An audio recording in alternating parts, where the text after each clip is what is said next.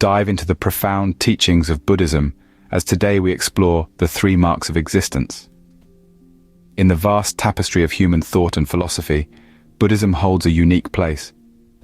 Born in the fertile plains of ancient India, it has journeyed across continents and centuries, influencing millions with its insightful teachings. At its core, Buddhism offers a unique perspective on life and existence, a perspective that challenges, enlightens, and ultimately liberates. So what is existence according to Buddhism?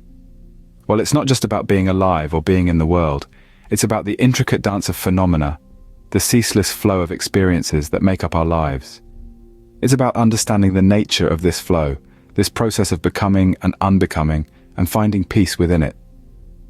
And this is where the three marks of existence come in. They are fundamental principles that provide a framework to understand the Buddhist perspective of existence.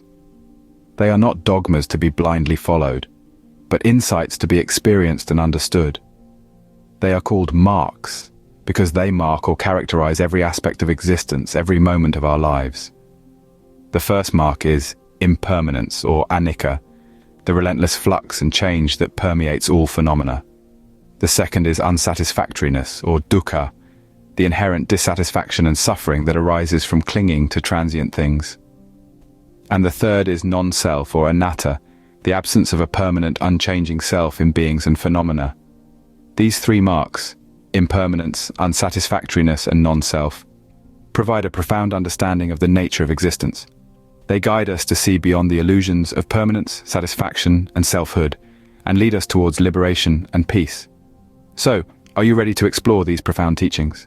To question, to inquire, to understand, to see the world and yourself in a new light? Now, prepare to delve deeper into the heart of Buddhism as we explore these three fascinating marks of existence. The first mark of existence that Buddhism speaks of is impermanence, or Anicca. Impermanence is a fundamental truth that underscores the Buddhist philosophy. Anicca, in its essence, refers to the inescapable fact that all things are subject to change and nothing remains constant. This principle is as applicable to the universe and nature as it is to our human lives.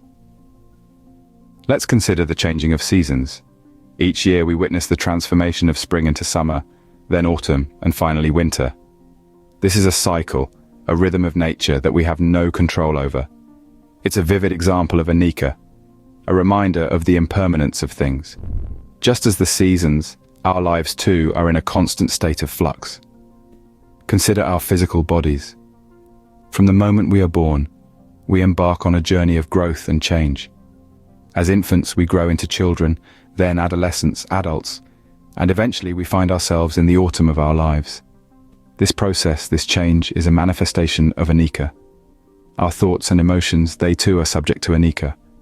One moment we may feel joy, the next moment sadness. Our minds are like the sky, ever changing, with thoughts and emotions drifting in and out like clouds. Understanding Anicca, then, is about acknowledging the transient nature of everything. It's about accepting that change is a part of life, and instead of resisting it, we should embrace it. It's like watching a beautiful sunset. We know it's fleeting, we know the darkness will soon follow, but we don't resist it. Instead, we appreciate the beauty of the moment, aware that it's temporary, and find peace in that acceptance. This understanding of Anicca allows us to navigate the waves of change with grace and poise. It teaches us to live in the present, to appreciate the now, for it too will change. Understanding Anicca helps us accept change and impermanence and leads us to the second mark of existence. And that, dear listeners, is a conversation for another time. The second mark of existence in Buddhism is unsatisfactoriness, or Dukkha. Dukkha, a Pali word, is often translated as suffering, but its meaning is more nuanced. It's a concept that encompasses not just physical pain and suffering, but a pervasive sense of dissatisfaction and unease. Dukkha is the disquiet we feel when we yearn for things to be different from how they are. It's the itch we can't scratch, the void we can't fill, the dream we can't realize. Let's look at this in a more tangible way. Imagine you've been craving a particular dessert, say a piece of chocolate cake. You've been thinking about it all day, and finally, you get your hands on a slice. You take a bite, and it's delicious. But as you finish the last morsel, you feel a pang of sadness. The cake is gone. You want more, but there isn't any left. This is a simple example of dukkha, the dissatisfaction that arises from wanting something we cannot have, or not wanting something we have. Dukkha also arises from our attachment to impermanent things. We live in a world where everything changes, where nothing lasts forever. We build sandcastles knowing that the tide will wash them away. We enjoy the beauty of a sunset knowing it will soon give way to darkness. We hold on to moments, people and things, trying to make them permanent, but they slip through our fingers like grains of sand. This clinging to impermanence is a source of dukkha. But dukkha is not meant to make us despair.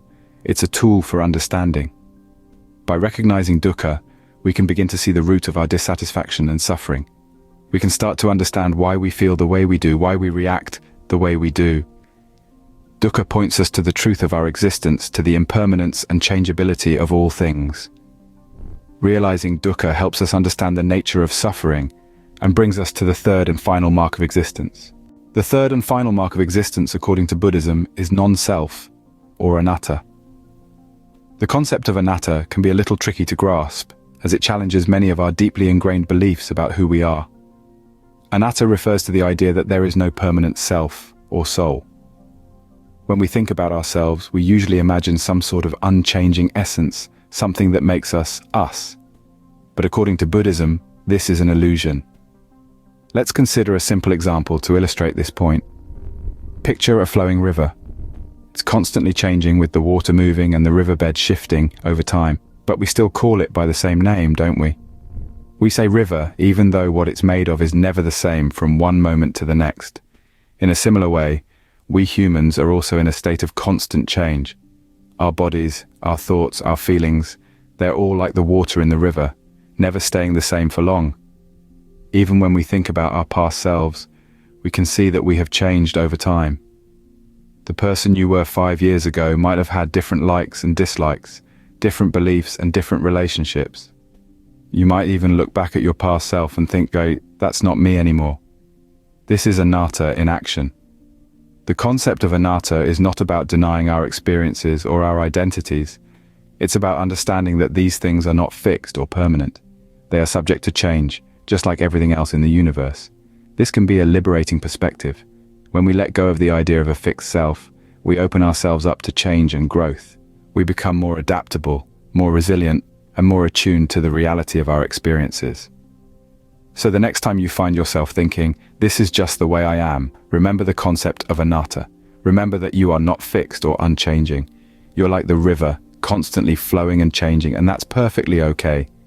Understanding anatta allows us to see the world and ourselves in a new light, free from the illusion of a permanent self. As we come to the end of our journey through the 3 marks of existence, let's recap what we've learned. We began with Anicca, or impermanence. This fundamental concept in Buddhism reminds us that all conditioned things are in constant flux. Nothing in this world is permanent. Everything is subject to change. Our bodies, our feelings, our perceptions, our thoughts. Recognizing this truth helps us to let go of our attachments and live more fully in the present moment. Next, we explored dukkha, often translated as suffering or unsatisfactoriness. While it might seem pessimistic on the surface, dukkha is actually an invitation to confront the realities of life head-on. It's about acknowledging that life has its ups and downs, its joys and sorrows. By accepting this, we can navigate through life's challenges with greater ease and equanimity. Finally, we delved into anatta, or non-self. This teaching challenges our conventional understanding of identity, suggesting that there is no unchanging permanent self. Instead, we are made up of a series of interconnected processes and phenomena. Understanding anatta can free us from the illusion of a separate self, fostering a sense of interconnectedness with all beings. These 3 marks, Anicca, Dukkha, and Anatta, are not just abstract concepts, but practical tools for living a more mindful and peaceful life. They invite us to see things as they really are, allowing us to navigate the world with greater wisdom and compassion. They help us to let go of our attachments, accept life's challenges, and realize our interconnectedness. Remember, the journey to understanding these concepts is not a straight path, but a spiral. We circle around, deepening our understanding with each revolution. So don't be discouraged if it all seems a bit overwhelming at first. Keep exploring, keep questioning, keep practicing. Thank you for joining us on this journey through the 3 marks of existence. May your understanding of these concepts bring you peace and wisdom.